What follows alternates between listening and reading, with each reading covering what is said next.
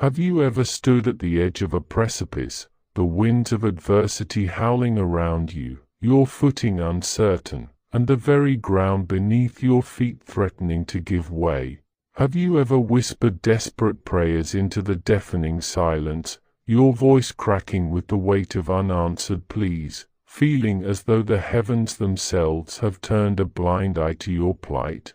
Have you ever clung with white knuckles to the promises you once held so dear, only to feel them slip through your fingers like grains of sand in a relentless storm? Today, we embark on a profound exploration, a journey into the heart of a human experience that resonates with us all, the agonizing sensation that our faith, the bedrock of our existence, the very compass guiding our souls, has somehow faltered, has somehow failed us. But I implore you, my beloved listeners, do not let the shadows of doubt consume you, for this is not a tale of ultimate defeat. Nay, this is a narrative of resilient hope, a testament to the unwavering, inexhaustible power that emerges when our own strength wanes, when our understanding dims, when our human faith reaches its finite limits.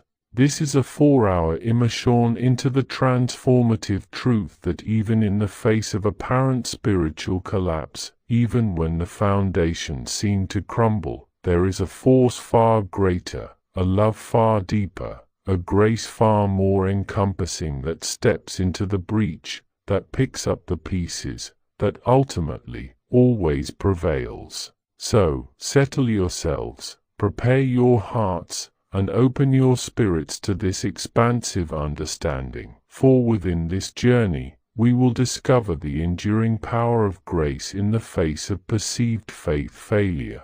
Now, let us delve deeper into this intricate and often painful reality. We all build our lives on certain convictions, on beliefs that shape our actions, our hopes, and our understanding of the world and our place within it.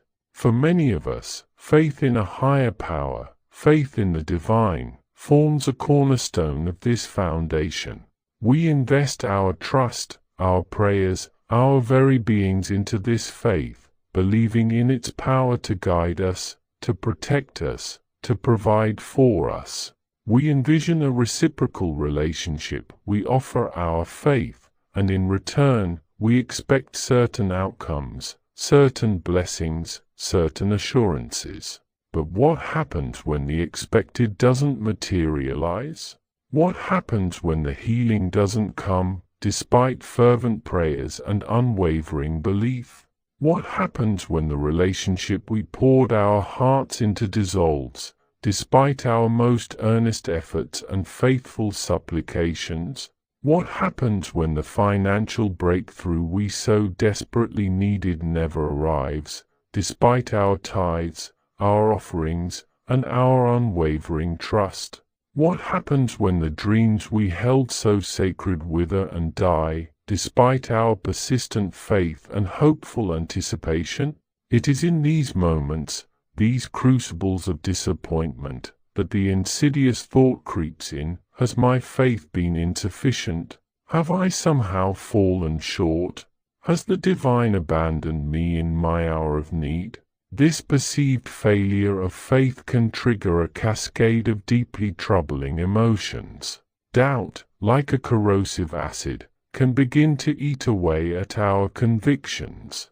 We might question not only our own spiritual strength but the very nature of the divine we have placed our trust in.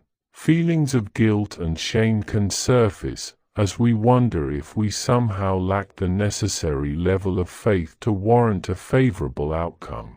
We might isolate ourselves, feeling like spiritual pariahs, ashamed of our doubts and fearing the judgment of others who seem to possess an unwavering certainty. Consider, for a moment, the intensity of your own past beliefs. Recall a time when you placed unwavering faith in a particular outcome. You might have fasted, engaged in fervent prayer, sought counsel from spiritual leaders, and even spoken with absolute conviction about the certainty of your desired result. You felt it in your bones, you envisioned it vividly, you were absolutely sure that divine intervention was imminent. And then, the unexpected happened. The situation didn't improve. In fact, it might have deteriorated further. The disappointment can feel like a physical blow, leaving you breathless and bewildered. It can lead to a profound sense of disillusionment, a feeling that the very foundation upon which you built your hopes has betrayed you. We find echoes of this struggle throughout the scriptures. Think about Job, a man of immense faith and integrity, who endured unimaginable suffering. He lost his wealth, his children, and his health, yet he initially clung to his faith. But as his suffering persisted, even Job began to question God's justice, to wrestle with doubt, and to feel as though his faith had somehow failed to shield him from such profound pain. His friends offered simplistic explanations, suggesting that his suffering must be a consequence of some hidden sin, further compounding his feelings of failure and abandonment. Consider the Apostle Peter, who boldly declared his unwavering loyalty to Jesus, proclaiming that he would never deny him. Yet, when faced with fear and pressure, Peter denied Christ not once, but 3 times. In that moment, Peter's faith in his own strength, his own commitment, must have felt utterly shattered. The weight of his betrayal must have been immense, leading to deep remorse and a sense of profound failure. We often operate under a subtle, and often unconscious, transactional model of faith. We believe that if we adhere to certain principles, if we pray with sufficient fervor, if we demonstrate enough faith, then God is obligated to respond in a specific way, according to our desires and our timeline. This expectation, while perhaps stemming from a sincere desire to connect with the divine, can inadvertently place limitations on God's sovereignty and His infinite wisdom. It can lead us to believe that our faith is the mechanism that compels God to act, rather than recognizing faith as our humble acceptance of His will and His ways, even when they are beyond our comprehension. The reality is that faith, in its purest form, is not about guaranteeing specific outcomes. It is about an unwavering trust in the character of God, in His inherent goodness, His boundless love, and His ultimate sovereignty, even when our present circumstances seem to contradict these truths. It is about holding steadfastly to the conviction that He is in control, even when our world feels chaotic and unpredictable. It is about believing that He is working all things together for our ultimate good, even when we cannot discern His purpose or His plan. And this is where the transformative power of grace enters the narrative. Grace, as we understand it, is the freely given, unmerited favor of God. It is His divine love and mercy extended to us, not because of anything we have done to earn it, not because of our inherent worthiness, and certainly not because of the strength or perfection of our faith. Grace is God's initiative, His loving outreach to humanity, independent of our performance or our perceived spiritual merit. Think back to the disciples in the storm. Their fear overwhelmed their faith, and they cried out in desperation. Did Jesus berate them for their lack of trust? Yes, He gently rebuked them, but His primary action was one of grace. He calmed the storm, saving them from imminent danger. His intervention wasn't contingent on their perfect faith. It was a demonstration of His power and His unwavering care for them, even in their moments of doubt and fear. Consider Martha and Mary's lament over the death of Lazarus. Their faith in Jesus' timely intervention had seemingly been disappointed. But Jesus responded not with condemnation but with compassion. He wept with them in their grief, and then, in a powerful act of grace, he raised Lazarus from the dead, defying the very laws of nature. This miracle wasn't a reward for their flawless faith. It was an expression of Jesus' divine power and his profound love for his friends. Grace operates on a completely different axis than human effort or even human faith. Faith is our response to God, our act of trust and belief. Grace is God's proactive, unconditional love poured out upon us. Our faith may fluctuate, it may weaken under pressure, it may even feel completely absent in times of profound crisis. But God's grace remains a constant, an unshakable foundation upon which we can ultimately rely.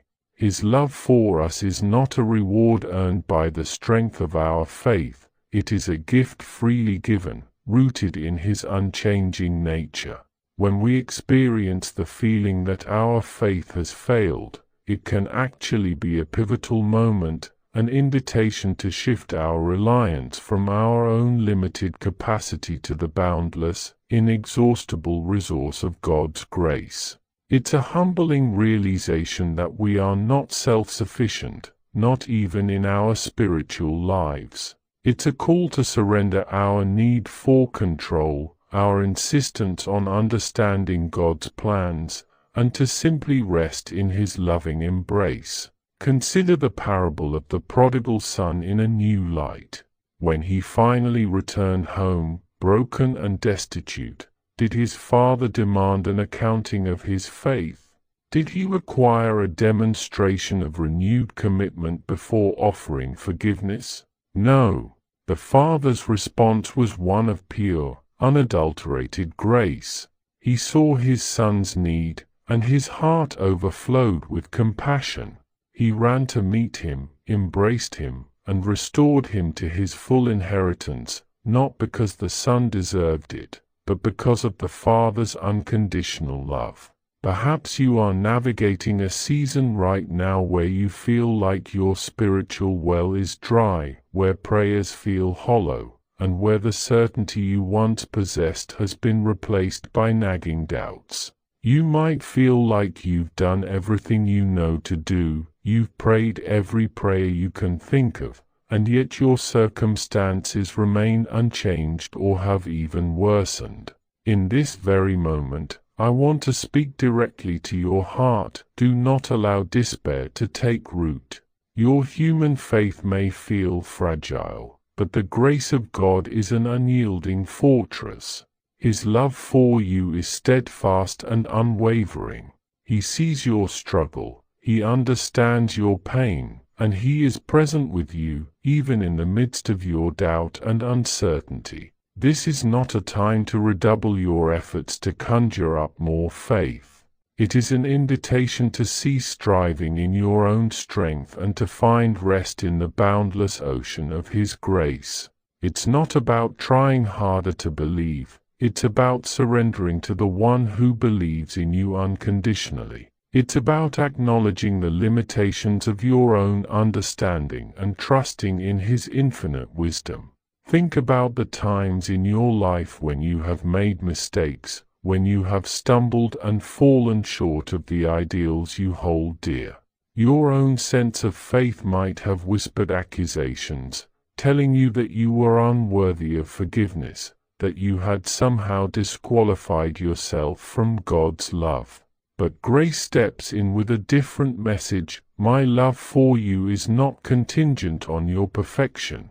It is a gift freely offered, a constant in the ever-changing landscape of your life.